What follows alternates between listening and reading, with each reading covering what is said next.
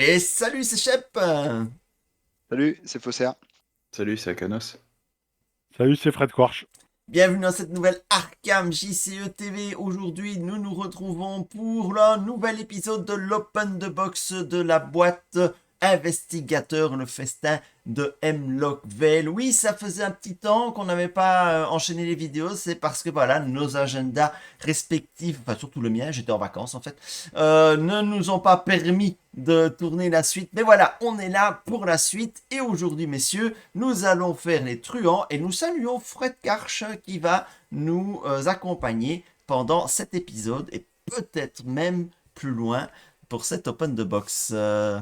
Allez, c'est parti. Nous allons reviewer les cartes truands de cette boîte et on va commencer par Bianca Di Katz. Elle chante votre chanson. C'est un soutien qui coûte 2, qui a une icône d'agilité, qui a les traits alliés, criminels et mondains. La limite de 1 par deck. Elle a 10 ressources en tant qu'utilisation. Action. Incliner Bianca Di Katz pour faire une discussion. Déplacez X ressources de Bianca Di Katz vers votre réserve de ressources. X ne peut pas être supérieur à 5. Effectuez un test d'agilité X. En cas d'échec, rappelez-vous que vous devez X ressources à Bianca. Ensuite, cherchez l'ennemi Bianca Di Katz parmi vos cartes liées et générez-la dans votre lieu. Retirez cette carte de la partie. Elle a 2 points de vie, un point de santé mentale et elle occupe un slot d'allié. Je vous propose qu'on aille voir directement la faiblesse qu'elle invoque. Comme ça, ce sera fait. Oui, parce que c'est une faiblesse. Hein. Il était écrit ennemi, donc on se doute que c'est une faiblesse. Donc Bianca Di-Cat en version ennemie. 3 de force, 3 points de vie, 3 d'agilité. Elle est humanoïde, criminelle et mondain.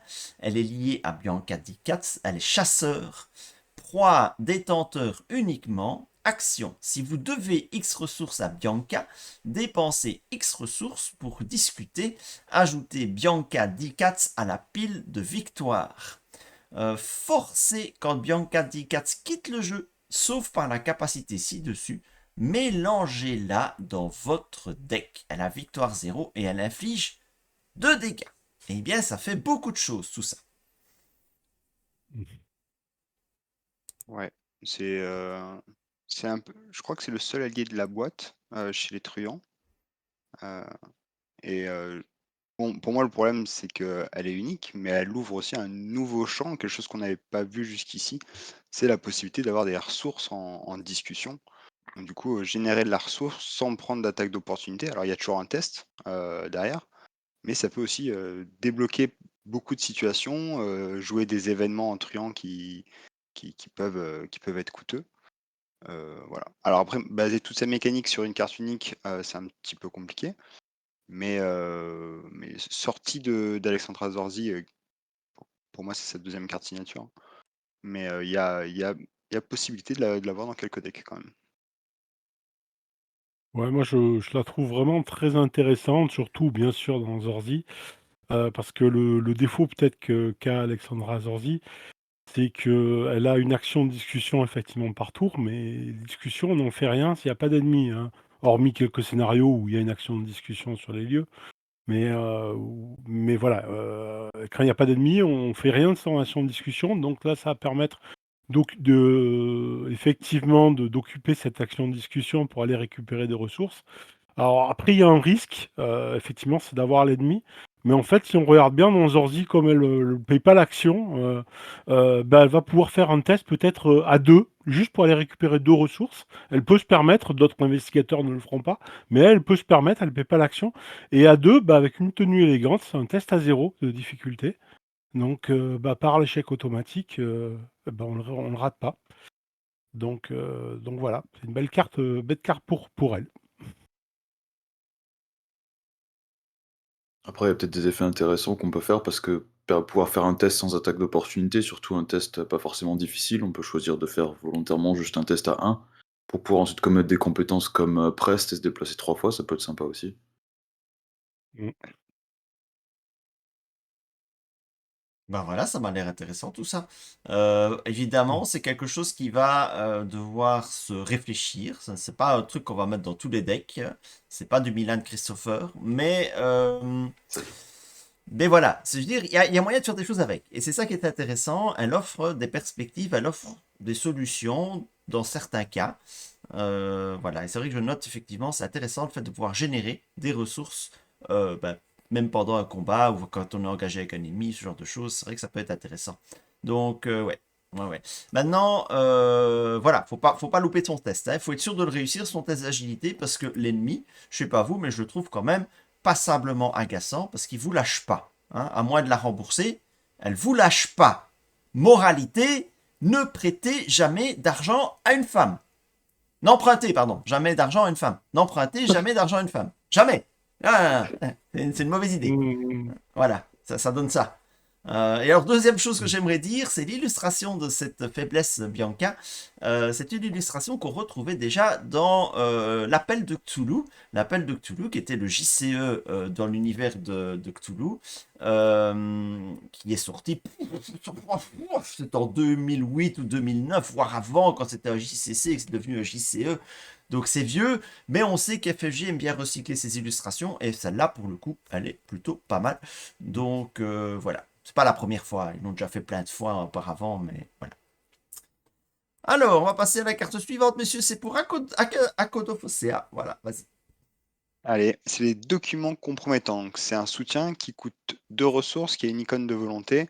C'est un objet, un livre illicite, et en action, on choisit un ennemi non élite dans notre lieu, on fait une discussion, on effectue un test de volonté à X. X étant la valeur de vie imprimée de cet ennemi. En cas de réussite, cet ennemi se désengage de chaque investigateur et gagne 10 temps jusqu'à la fin du round. C'est pour moi un soutien qui est vraiment très très très intéressant. Alors, c'est un test de volonté en truand, c'est pas la caractéristique phare, on va dire. Mais ça permet, sans prendre d'emplacement, que ce soit un emplacement de main ou même d'accessoires, d'avoir un moyen de gérer un ennemi non élite. Donc après, ouais, c'est un objet, donc on peut le tutorer avec le sac à dos par exemple. C'est un livre, donc ça peut rentrer aussi dans d'autres deck build. Mais pour moi, c'est vraiment un objet qui est hyper intéressant à jouer, quoi. Je le vois surtout dans Daisy Parallel aussi, Mm. parce qu'elle pourra augmenter beaucoup sa volonté avec sa capacité, et puis le fait que ce soit un livre qui ne prenne pas d'emplacement, c'est tout bénef pour elle. Ouais, tout à fait.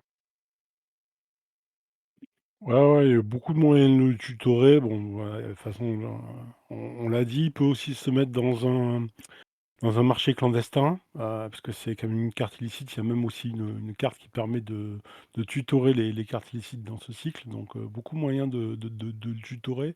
Il y a quelques investigateurs, alors pas toujours intéressant de faire un test à volonté, mais il y a quand même quelques investigateurs comme Sefina ou quelques investigateurs qui s'en tirent très bien, et puis ça peut être une carte très intéressante à splasher pour ceux qui splashent truand. Ouais, j'aime bien. Ce que j'aime bien un document compromettant, c'est que ça peut être très multi aussi comme carte. Rendre un ennemi distant, bah, c'est permettre à tous les autres de lui passer sous le nez. Et donc ça peut être aussi, dans certains cas, quand on doit rusher la sortie, qu'il y a un ennemi gênant, bah voilà, on le tape distant et on essaie de passer devant tous. Donc voilà, ça peut être rigolo. Donc ouais, c'est une carte intéressante, ça n'occupe pas de slot.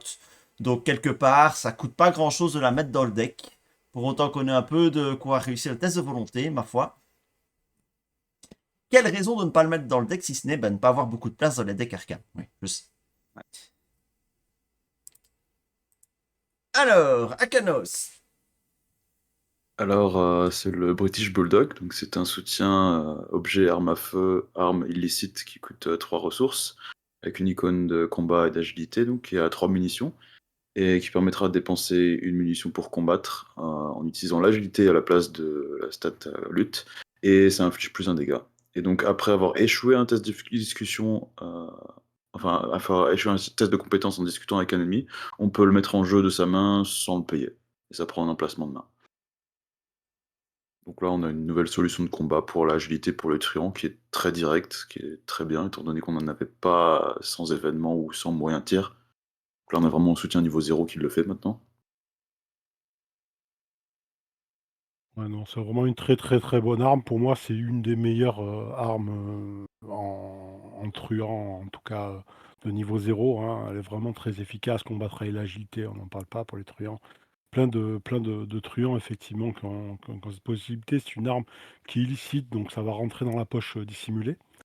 Donc ouais, non, c'est puis le fait de le effectivement, ça va nous pousser aussi à faire un build avec des cartes discussion et cette arme-là, hein, pour pouvoir le jouer gratuitement, donc Et pour Zorzi, c'est juste ultra pété, non? Elle va le faire rentrer chaque oui, fois ouais. gratuitement. Mmh. Il faut vouloir Tout à échouer le fait. test, mais comme on disait tout à l'heure, il y a tout à fait possibilité d'échouer un test sans. Si on veut l'échouer, typiquement sur Bianca, on peut dire on fait un test à 5, on le rate, on génère Bianca qui est non élite, donc du coup on va pouvoir déclencher toutes les cartes discussion sur les non élites. Voilà. Enfin, mon avis là-dessus, c'est une carte qui est très très forte, qui malheureusement met au classeur le soutien tireur d'élite. Euh, Heureusement qu'il n'y a que 3 munitions, parce que sinon ce serait vraiment très très très très fort. Mais moi je vois ça typiquement dans un skits par exemple, qui, qui peut aller chercher les cartes gardiens pour ajouter des munitions. Je trouve que c'est vraiment super fort dans ce type de deck là, quoi. Et il nous vient avec une version pixée dans la boîte. Alors, qu'est-ce qui change par rapport à la version précédente, Akanos? Ben, pour 2 d'XP, on a un +2 à la valeur de compétences, au lieu d'avoir aucun boost. Et on a le droit aussi d'ignorer le mot-clé distant. Donc c'est tout ce que ça fait, mais en même temps, c'est tout ce qu'on veut. Donc ça va.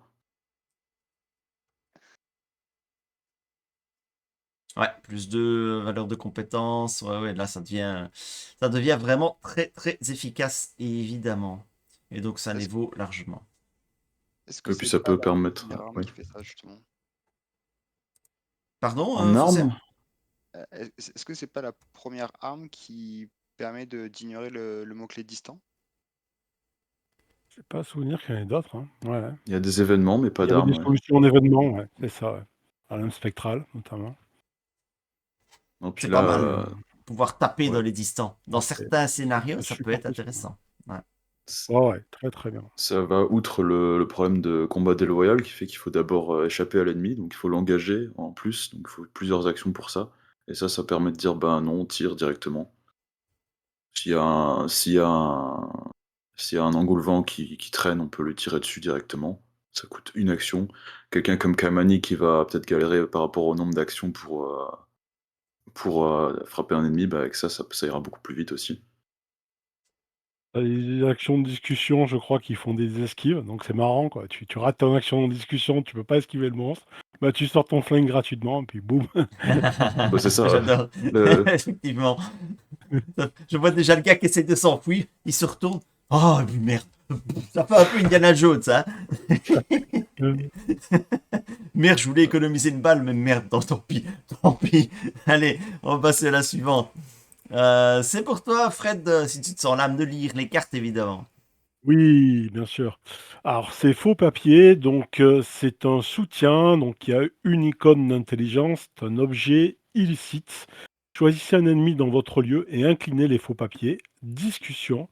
Effectuez un test d'intelligence à difficulté 1. Ce test gagne +1 à sa difficulté pour chaque soupçon sur les faux papiers. En cas de réussite, découvrez un indice dans votre lieu et placez une ressource sur les faux papiers en tant que soupçon. En cas d'échec, vous devez soit défausser les faux papiers, soit l'ennemi choisi vous attaque. Voilà, et ça prend un emplacement de une main. Voilà, Donc, en donc gros, là, c'est on a une vraiment- carte qui va vous permettre de récolter des indices grâce aux ennemis. C'est Mm. rigolo. Et puis de manière très simple pour les premiers usages, ça va devenir difficile au bout de quelques fois, avec rien une tenue élégante, comme j'en parlais tout à l'heure, parce que de toute façon, c'est dans un deck discussion, je pense que c'est obligé de mettre une tenue élégante.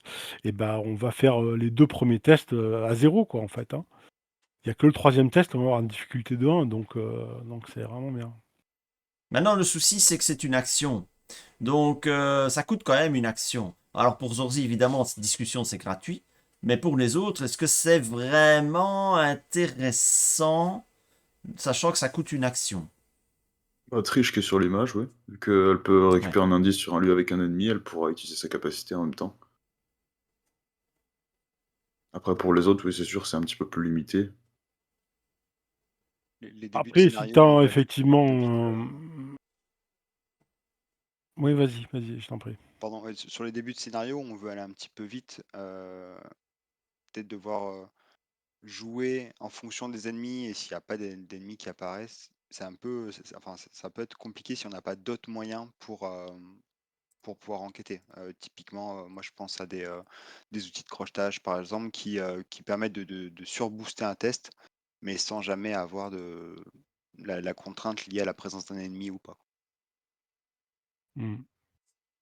Après, c'est comme toujours, si t'as pas trop de solutions effectivement d'enquête, c'est quand même sympa. Surtout les premiers tests sont vraiment simples. Et puis, par rapport aux outils de crochetage, bah, t'as pas la limitation d'utiliser une fois par ronde. Donc, tu vas pouvoir faire deux, trois indices en utilisant deux, trois actions, hein. Alors si celui-là, Voilà. il faut l'incliner pour l'utiliser. Incliné, ouais.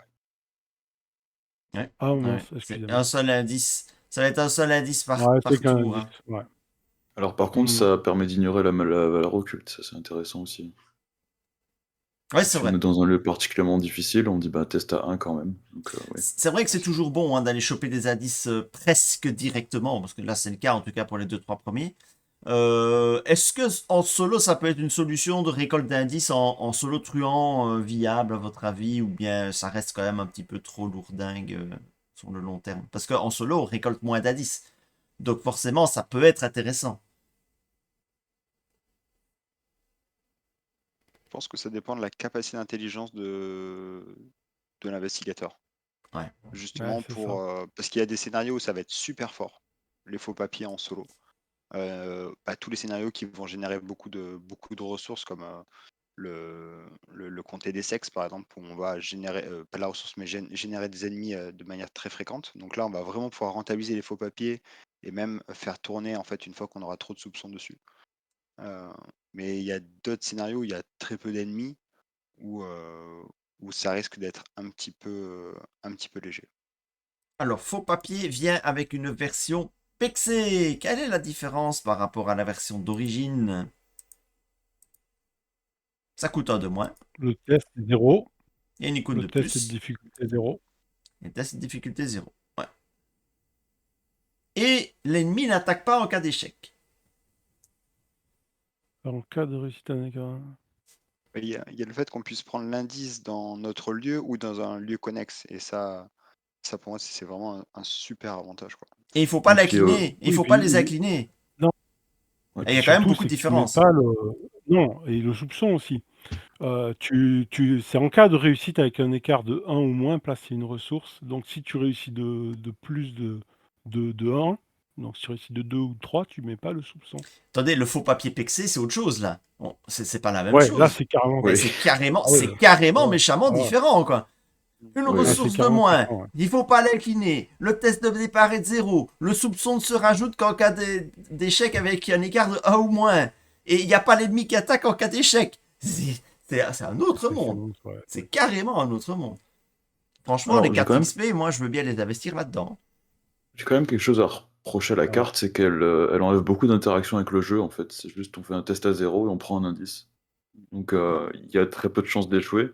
Il n'y a pas vraiment de conséquences si on réussit à 0, on augmente juste la difficulté de 1.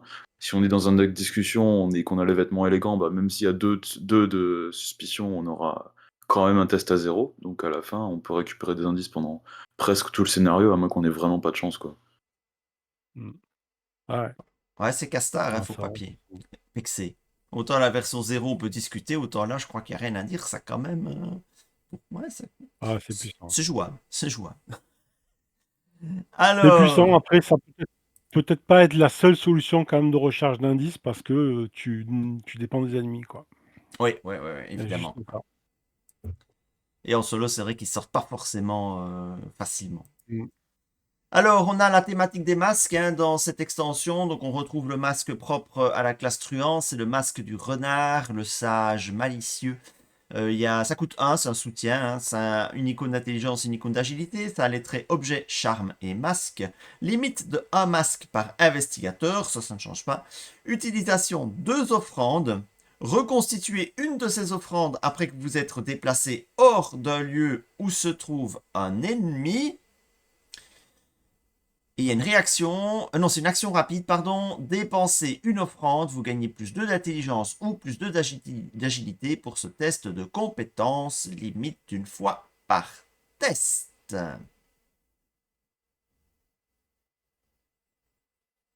Bah, moi, je le trouve très très bon ce masque, notamment parce que ça va nous aider à faire des tests d'esquive. Et généralement, quand on a réussi un test d'esquive, qu'est-ce qu'on fait? Ben, on se déplace du lieu. Et donc, on va récupérer tout de suite l'offrande. Donc, je trouve que ça synergise pas mal par rapport à ça. Et puis, plus de en intelligence. Bon, pour rechercher les indices, c'est bien. Hein. Donc, ouais, c'est un très très bon objet. Très puissant. Ouais. De toute façon, les masques sont tous Les très masques très sont forts. tous forts, on l'a vu, celui-là, effectivement, il est presque écrit dessus, gagner plus 2 pour un test d'agilité, presque. Ouais, ouais, ouais. Alors, juste, quand est-ce qu'on récupère l'offrande? Parce que si on est engagé avec l'ennemi et qu'il se déplace avec nous, est-ce qu'on la garde quand même ou pas, du coup? Ah, déplacer non, déplacer hors du lieu où Hors se d'un lieu trouve où un se ennemi. trouve un ennemi. Ah, Et si on prend l'ennemi avec nous, est-ce qu'on gagne la charge ou pas? Parce que c'est ce point où je suis un petit peu confus avec ça. Ouais, c'est vrai que c'est pas évident quand même le warning. c'est vrai que, Ou que se lu comme ça, c'est effectivement pas super Pour moi, clair. non. Moi, je Pour J'imagine dirais que moi, que non, non. non, ouais, parce c'est que tu dépasses un lieu où se trouve un ennemi, c'est le présent. Donc, au moment où tu te déplaces, il y est plus, que tu l'as pris avec Après, toi. vous êtes déplacé hors d'un lieu où se trouve un ennemi. Oui, je suis d'accord avec Fred. Euh, l'ennemi doit toujours être dans le lieu, selon moi. Donc pour moi, emmener un ennemi avec soi, ça marche pas. Mais c'est juste de la lecture, de l'interprétation. C'est vrai que ça aurait pu être wordé de manière un peu plus évidente. Ouais. Alors, suivant, c'est pour Fosséa. Alors, c'est le charme gravé sur un os de baleine, en provenance de lointains rivages. Donc, c'est un soutien qui coûte 1. Une icône de volonté, c'est objet charme maudit. Ça prend un emplacement d'accessoire et pour une action, on ajoute 1 à 3 pions maudits à la réserve du chaos et on incline le charme gravé sur un os de baleine. On gagne une ressource. Puis, pour chaque pion ajouté, pardon, on gagne une ressource supplémentaire. Donc, on a potentiellement la possibilité de gagner 4 Jusqu'à ressources, 4. 4 ressources sur une action. Ouais. Bah, C'est un super moyen pour ajouter du maudit. Alors, ça prend un emplacement qui est quand même où il y a Ah beaucoup de oui, concurrence alors truand, oui. en truand. Mais une carte niveau 0 qui en une action peut rapporter 4 ressources et alimenter une mécanique maudit dans le cas où on jouerait maudit. Moi, c'est vraiment une carte que j'aime beaucoup, que j'ai rentrée. Il y a des decks, je pense notamment à Dexter, chez qui ça rentre très très bien. Euh, voilà, c'est une carte que j'ai auto-include, testée. Ouais, c'est Narukami, hein, le nouvel investigateur mystique qui va pouvoir le mettre parce que c'est une carte maudite. Et qui va pouvoir dépenser 2 pions maudits pour gagner une action, donc l'action qu'il aura dépensée pour gagner ses ressources. Donc, bah voilà, quoi. C'est marqué gagner 2 ressources par tour gratos, quoi. Pour C'est Narukami, oui. bien. Mais pour Narukami, ah oui, c'est super puissant. Akanos, tu veux rajouter quelque chose? Non, pas vraiment, tout est dit, là. Moi, je veux juste rajouter un truc, c'est que cette carte, elle est sans doute au premier plan dans le concours du plus long nom de carte. Hein. Charme gravé sur un os de baleine en provenance de lointain rivage. Ah ben, dis donc, c'est pas mal. Bon, j'imagine qu'en anglais, ça doit être plus short comme nom. Mais en français, ça le fait. Hein. Charme gravé sur un os de baleine. J'aime bien. J'aime bien. Alors, la suivante, Akanos. Alors, c'est le braquage. Donc, c'est un événement qui coûte 2 ressources, avec icône de connaissance, lutte et agilité. Stratagème double illicite, et donc qui demandera de dépenser une action supplémentaire pour l'utiliser. et qui permet de faire en sorte que les investigateurs dans votre lieu gagnent un total de 8 ressources réparties comme vous le souhaitez. Pas de non-skate, désolé Finn. Donc on a les deux sur l'illustration, c'est parfait. Mmh. Ça ressemble un petit peu à Jim Carrey du coup, mais ouais. Donc en gros, Le flavor text, c'est pour quand même super. 2 actions, 2 ressources, ça fait Mmh. 8 ressources réparties comme vous le souhaitez. Donc t'en gagnes 6. C'est 2 planques. L'équivalent de 2 C'est 2 planques. planques. C'est 2 Ouais. planques. Mais ces 2 planques, t'as pas sans piocher et sortir tes 2 planques, en ayant aussi des icônes dessus, etc. Et en pouvant les répartir entre tous les investigateurs de ton lieu. Donc moi, je trouve que c'est une très belle carte. Mais Je suis après, content qu'on ait une alternative au pacte faustien surtout, pour générer des ouais. ressources au niveau 0. Et ça, c'est une carte qu'on pourra facilement remplacer par Serrée gagnante plus tard aussi. Ah, puis ça t'évite les maudits, hein, quand même, hein, parce que Ouais.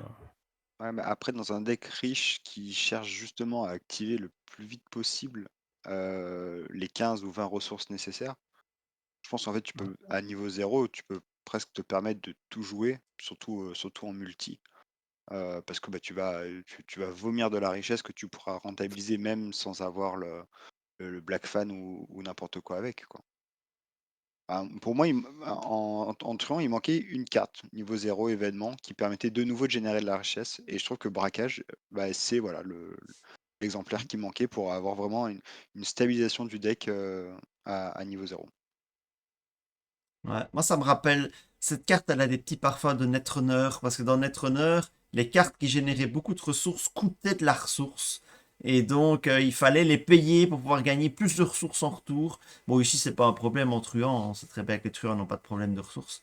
Mais j'aime bien. c'est de J'aime bien ce l'investissement. card design, en fait. Et puis le fait que tu puisses C'est de l'investissement. répartir chez tout le monde, bah, à l'air de rien, bah, ça peut être intéressant en multi pour aider les gros démarrages de toute la table. Hein, donc, ma foi, Ça intéressant. rentre dans le marché clandestin aussi, donc Mm.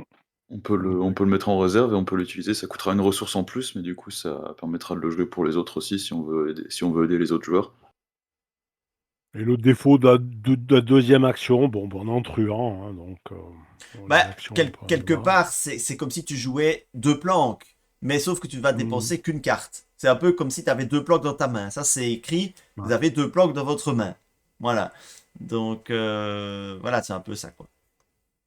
Ah, si tu as de la chance en tirage initial, tu tires ton Léo de Luca, bon, bah voilà, hein. Tu joues ton Léo de Luca en le payant avec ça et tu récupères l'action, ça va coûter en plus, hein. Alors, Fred, Alors, donc, c'est un événement qui coûte 1, qui a une icône de volonté, une icône d'intelligence, fausse reddition, tactique ruse, discussion. Choisissez un ennemi dans votre lieu et jouez un soutien arme de votre main en réduisant de 1 son coût. Vous avez le droit d'effectuer une action combattre avec cette arme contre l'ennemi choisi en utilisant l'action dextérité à la place de la compétence indiquée. Tu aurais fait un sacré cow-boy. donc en gros, la réduction de 1 de coût, elle est quand même vachement anecdotique parce que l'événement coûte 1. Donc, il faudra que vous m'expliquiez où est la subtilité, sauf évidemment, j'imagine, investigateur spécifique. Mais par contre, on a un gain d'action sur le combat avec l'arme. Oui, encore que tu as utilisé une action pour jouer cette carte. Donc, C'est vrai. Ouais, mais t'as posé une longtemps. arme. T'as posé une arme, donc tu fais un gain d'une action quand même. Tu poses une arme et puis Mm. tu l'utilises. Ouais. Ouais, exact. Ouais, c'est vrai. Ça fait un peu, je donne la capacité de British Bulldog en grosse, enfin, pas pour tout, mais une partie de la capacité de British Bulldog à une autre arme, quoi. Un petit peu. Ça me pense un peu à ça. On va pouvoir jouer une arme sans prendre d'attaque d'opportunité déjà. Si on n'est pas prêt pour le combat et qu'on a ça en Mm. main, bah on peut attaquer directement, on perd pas de temps, on perd pas de vie ou quoi que ce soit. Puis Rita peut la prendre aussi, c'est intéressant. C'est vrai que c'est une action de discussion. C'est vrai que c'est une solution. C'est une solution, tu te retrouves coincé, sans arme, tu joues ça en discussion, c'est pas de l'attaque d'opportunité, tu peux poser une arme et balancer une attaque. Ouais, c'est pas mal, au final. Les ordi, c'est un vrai gain parce que du coup, l'action en discussion, tu la payes même pas. Ça va être ton action gratuite de discussion. Là, tu poses ton arme, tu l'attaques. Ouais, ça, là, c'est fort. Ouais, moi, je pense pas que j'ai la place pour jouer ça dans des decks à 30 cartes. En fait, Ouais. si c'est pour combattre, si c'est pour gagner une action en combattant l'agilité, je préfère échapper et soit poser mon arme à ce moment-là ou changer de lieu ou faire autre chose que de me manger un slot pour éventuellement faire quelque chose, quoi. Oui, je rejoins cette observation. C'est toujours une question que je me pose beaucoup dans Arkham, c'est ai-je la place pour ça? Mm. Et je suis pas certain qu'on ait envie de prendre un voire deux slots de deck pour ça. Maintenant, est-ce qu'il n'y a pas une espèce de d'archétype truand frontal qui se dessine là avec cette discussion? Bon. Ah, c'est toujours pareil, c'est un peu la même réflexion que j'avais eue avec Montre et Jack, avec son fouet, c'est que tu vas regarder les valeurs des ennemis. Alors, s'il a une bonne agilité, effectivement, tu vas peut-être préférer effectivement l'esquiver avec ton agilité contre son agilité. Mais s'il a une faible valeur par nombre de combat, tu vas peut-être pouvoir préférer le frapper avec ton agilité. Donc on va regarder tout ça avant de faire son choix. Que là, quand tu utilises l'action combattre et agiter, tu tu t'opposes à sa valeur de combat et pas à sa valeur d'agilité, bien Ouais. sûr. Alors, escroquerie, c'est un événement qui coûte 0. Une icône d'intelligence, une icône d'agilité, ça allait très ruse et illicite. C'est aussi une discussion. Choisissez un ennemi dans votre lieu et effectuez un test d'agilité 0. Pour chaque point de réussite, gagnez une ressource, jusqu'à un maximum de 6. En cas d'échec, cet ennemi vous attaque. Regarde, une bécasse. Où ça? J'en vois pas. Moi si. Je trouve que ça aurait encore mieux marché avec regarde, un pigeon. Trouvez pas? Mmh. Ouais, c'est vrai. Bah, sachant qu'on peut voler un pigeon avec ça, donc oui. Mmh. Ben, je sais pas vous, mais c'est moi ou ça a l'air super méga pété comme truc? Ah, ouais, je sais pas. Moi, j'aime bien pouvoir générer de la ressource en discussion. Surtout que Oui, du coup, c'est c'est ruse. vrai. Et pour le coup, ça, j'aurais tendance à le jouer Charita. Euh, mais voilà, si on a vraiment des 5 en valeur de base d'agilité, pour peu qu'on veuille booster, qu'on veuille jouer momentum ou d'autres compétences qui vont déclencher des effets sur l'agilité, euh, il y a toujours l'archétype mégatest en plus en truand. Là, pour le coup, il y a vraiment moyen de générer beaucoup de ressources sur ce test, tout en déclenchant des effets annexes. Ouais.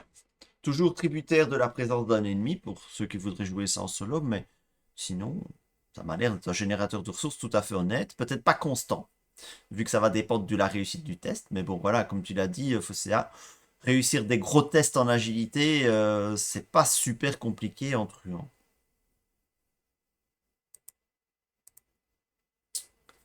Fosséa. Alors, vous rembourserez un événement mais qui coûte 0, qui est une icône de volonté, une icône d'agilité, qui est stratagème ruse. Alors, c'est rapide et ça se joue uniquement lors de votre tour.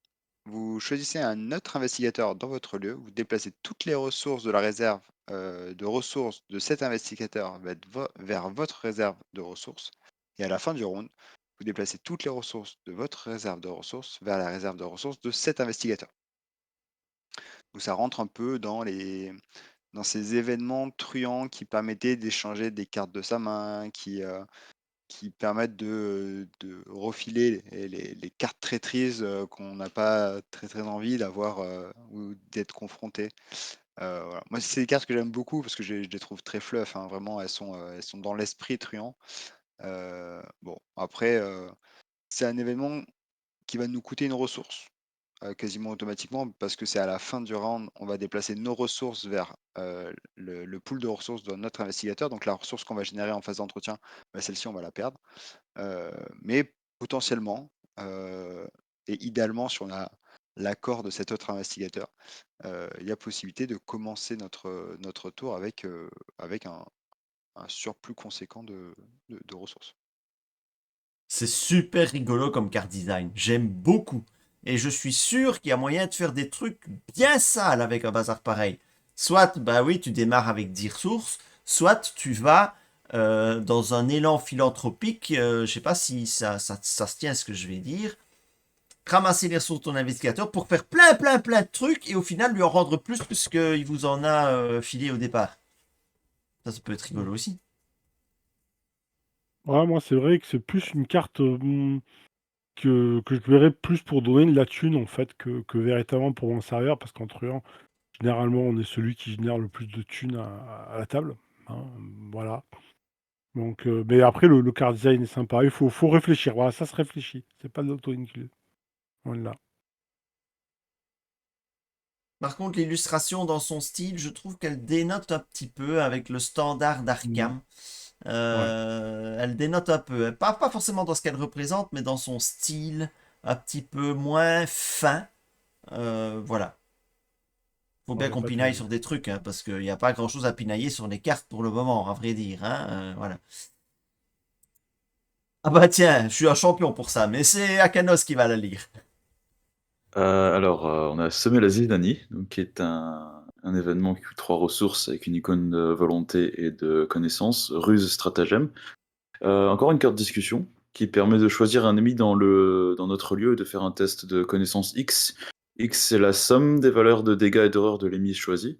Et en cas de réussite, on inflige 2 dégâts à tous les ennemis dans le lieu. Et en cas de réussite avec une différence de 2 ou plus, après la résolution de cet effet, vous avez le droit de vous désengager de chaque ennemi et de vous déplacer vers un lieu connexe. En réalité, il a dit quelque chose à propos de vos cheveux. Donc ça permet de faire des dégâts sans attaquer, donc en utilisant la connaissance, et surtout de faire des dégâts à tous les ennemis dans le lieu, donc c'est quand même assez fort.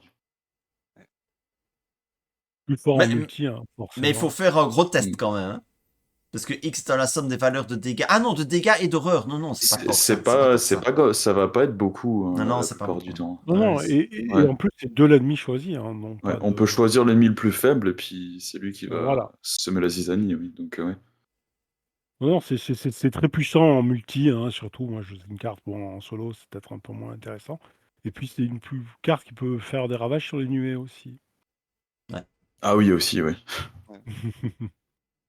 Ouais, c'est une carte que j'ai eu l'occasion de tester sur la civilisation oubliée avec Zorzi, qui s'était retrouvé empêtré avec plein de serpents, et ça a été un massacre, quoi.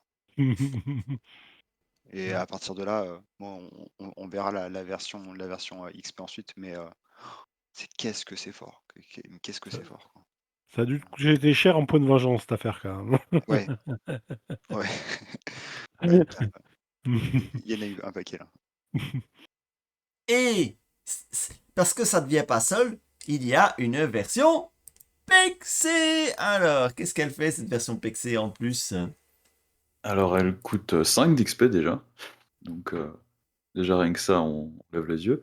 Ensuite, donc là, on va toujours faire une discussion, mais là, on va, au lieu de faire les dégâts, au lieu de faire des dégâts de 2 dégâts donc à chaque ennemi dans le lieu, on va faire X dégâts à chaque ennemi dans le lieu, et X c'est la somme des valeurs de dégâts et d'horreur de l'ennemi choisi.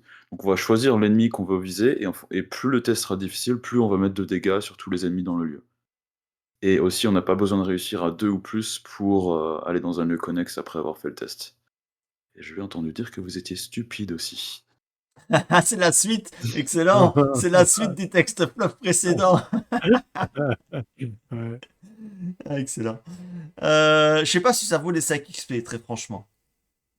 Ouais, je trouve pas non plus, parce que il faut déjà avoir les conditions qui font que ça ferait plus de dégâts que la version 0 XP. Et pour un test plus difficile, c'est vrai que je trouve que la carte est un petit peu chère pour ça quand même. Il y aurait pu, s'il y avait une réduction en coût de ressources aussi, ça aurait été sympathique. Mais là, on est toujours sur 3 ressources pour les 2 versions.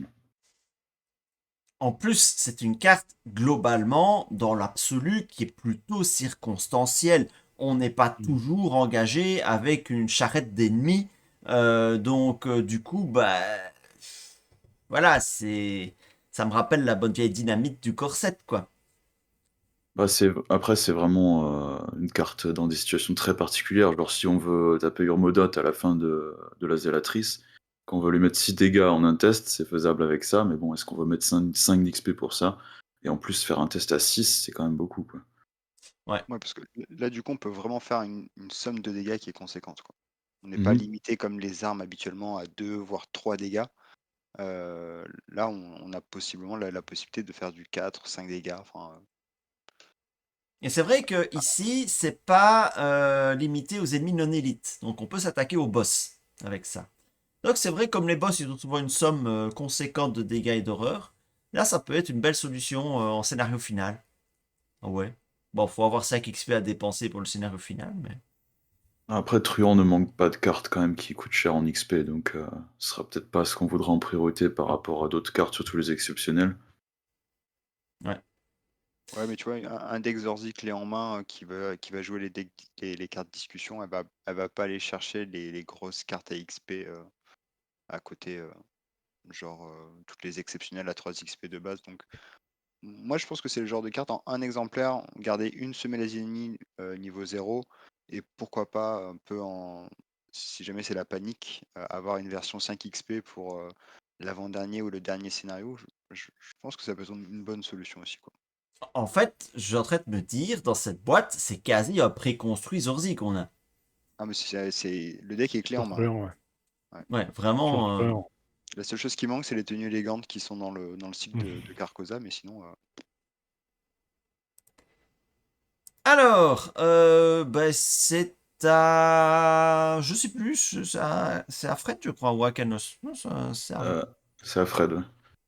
c'est à Fred, ouais. Alors, donc pour un événement avec une icône libre, Vamp, discussion, choisissez un ennemi dans votre lieu et effectuez un test de n'importe quelle compétence difficulté 3. En cas de réussite, si vous avez effectué un test de volonté, retirez une fatalité de cet ennemi. Intelligence, découvrez un indice dans votre lieu. Agilité, échappez automatiquement à cet ennemi. Si c'est un ennemi non élite, déplacez-le vers un lieu connexe. Et force, infligez 2 dégâts à cet ennemi. Alors moi, c'est un événement que je trouve très très sympa de par sa polyvalence, quoi. C'est-à-dire qu'avec une carte, on a de multiples options et la possibilité de faire de multiples choses. Et ensuite, moi, c'est aussi une carte que j'avais pensée dans un deck British Bulldog.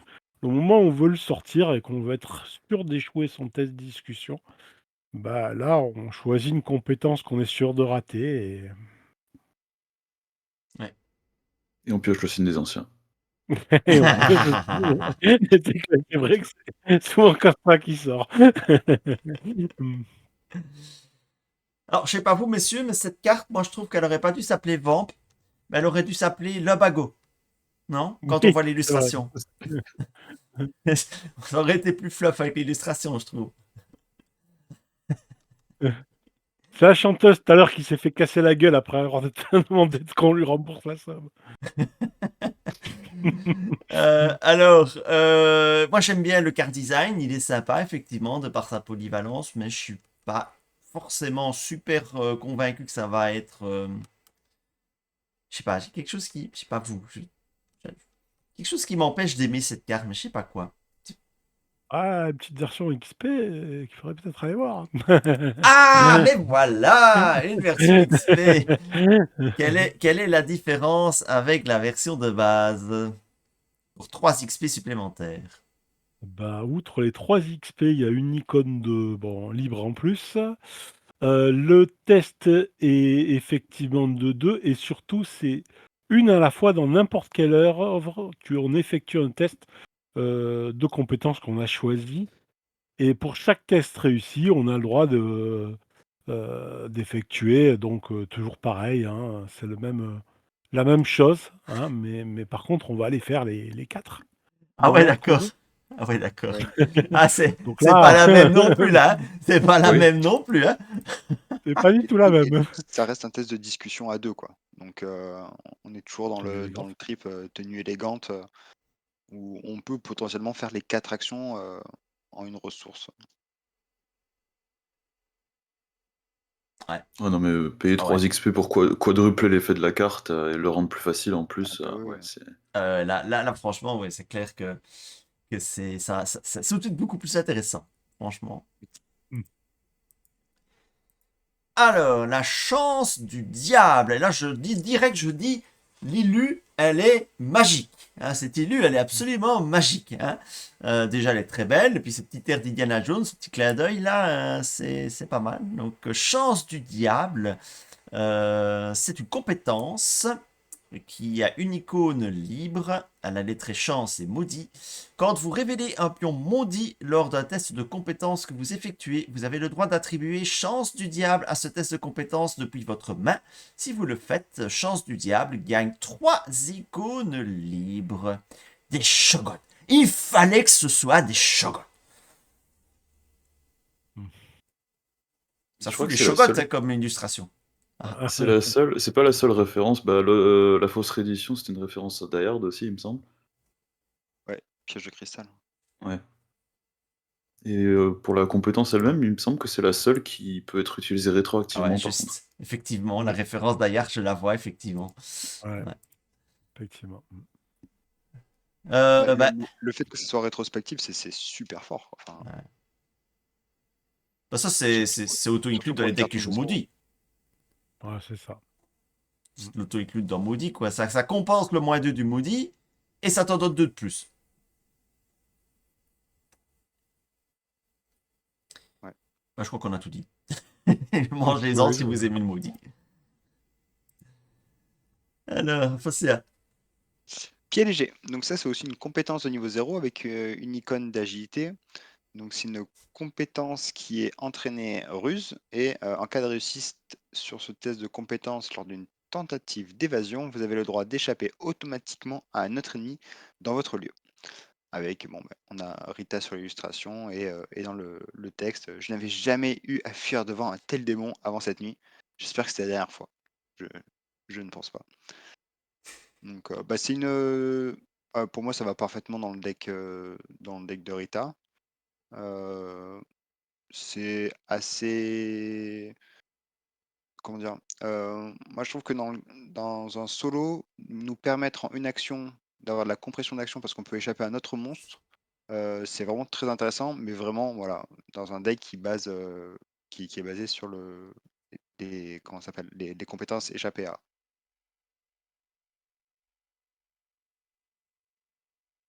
Ouais.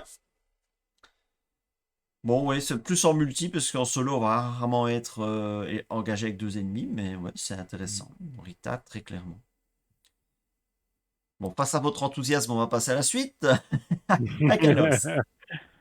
Alors c'est Mouchard, c'est un événement 2 d'XP qui coûte une ressource, qui est faveur ruse, avec une icône de connaissance et d'agilité, et qui est rapide donc à jouer après que vous ayez réussi un test de compétence en discussion, qui permet de découvrir 2 indices parmi votre lieu et les lieux connexes. Je ne vais pas vous dire, mais puisque vous avez l'air d'une personne de confiance... Oui, Eh donc ben, c'est 2 indices. 2 indices pour une ressource, c'est sans Jamais dit. commentaire, quoi. ouais, c'est ça. Ah ouais, non, c'est C'est- super fort. Mais en Ouais. plus, Ouais. le fait d'avoir le choix entre votre lieu et les lieux connexes, ça permet de jongler, de placer le curseur où on veut en fonction des besoins.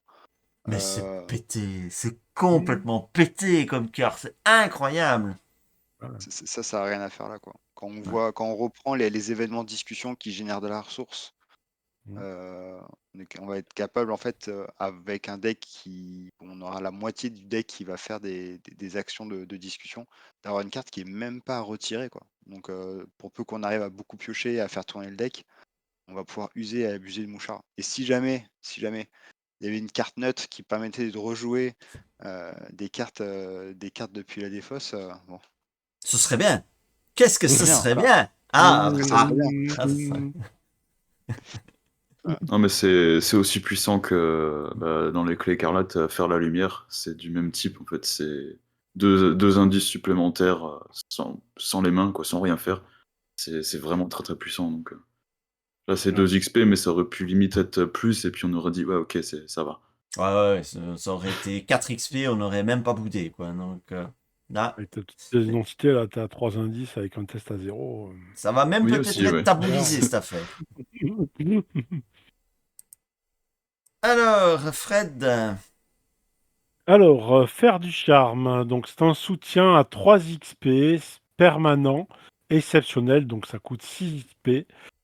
C'est en talent et une ruse au niveau des traits, j'ai oublié de les lire. Avant de piocher votre main de départ, cherchez jusqu'à 3 cartes ruses différentes dans votre deck et attachez-les face cachée à faire du charme. Mélangez votre deck. Quand vous engagez un ennemi, faire du charme, inclinez faire du charme. Soit vous piochez une carte attachée, soit vous cherchez un exemplaire d'une carte attachée parmi les 9 cartes du dessus de votre deck. Vous la piochez et mélangez votre deck. Voilà, ça fait franchement penser à s'en tenir au plan. Hein, c'est un peu le s'en tenir au plan du truand pour les cartes ruses. Et puis il y a par contre un avantage par rapport à s'en tenir au plan. Cette capacité effectivement de chercher une carte parmi les 9 cartes du dessus de ton deck si tu n'en as plus par exemple dessous, hein, lorsque tu engages un ennemi. Donc c'est vraiment bien. Pour moi, ça va être une super carte Charita, encore une fois, hein. C'est, Bah, déjà, le fait qu'on puisse mettre des cartes comme Combat déloyal en dessous aussi, donc on peut garantir de l'avoir prête à disposition à partir du moment où on a un ennemi. Bon, après, on pioche uniquement que quand on engage un ennemi, donc va falloir quand même prévoir le coup et puis penser à ça. On peut utiliser des discussions pour utiliser des cartes sans se prendre d'attaque d'opportunité, donc on a cette option-là aussi. Mais et aussi la capacité de chercher permet de faire d'autres choses, comme par exemple, cible facile qui demande d'avoir plusieurs copies. Bah, ça permettra de chercher les copies manquantes, en fait, en ayant la première sous la carte là. Mm. Yep. Moi, le seul truc que je me demande sur cette carte, c'est d'habitude à Arkham, on a des cartes qui sont par leur effet raccord avec le titre et l'illustration. Là, j'ai du mal. J'ai du mal à me dire en quoi faire du charme permet de faire ça. Mais bon.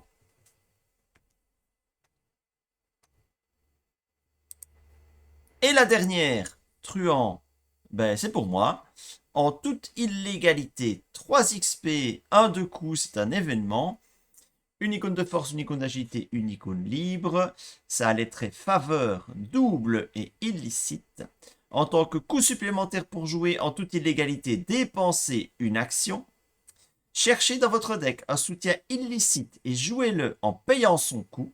Ensuite, vous pouvez résoudre une capacité action ou action rapide sur ce soutien en ignorant tous les coups, y compris son coût action le cas échéant.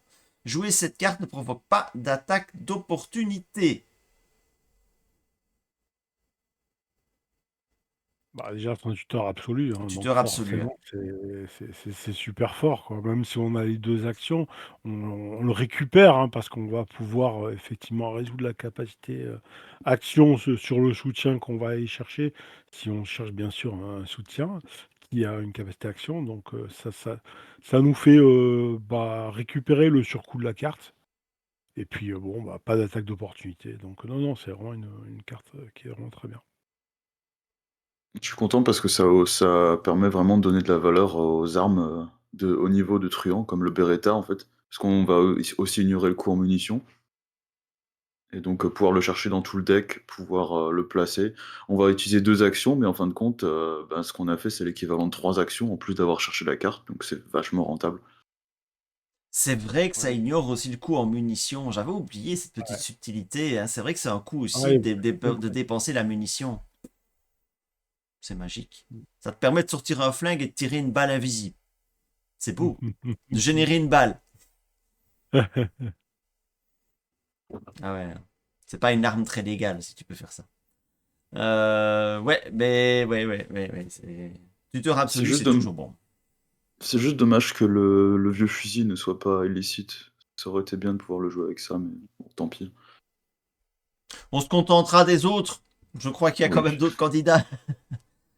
Voilà, messieurs, nous avons terminé de passer en vue les cartes truands. Un petit mot de la fin.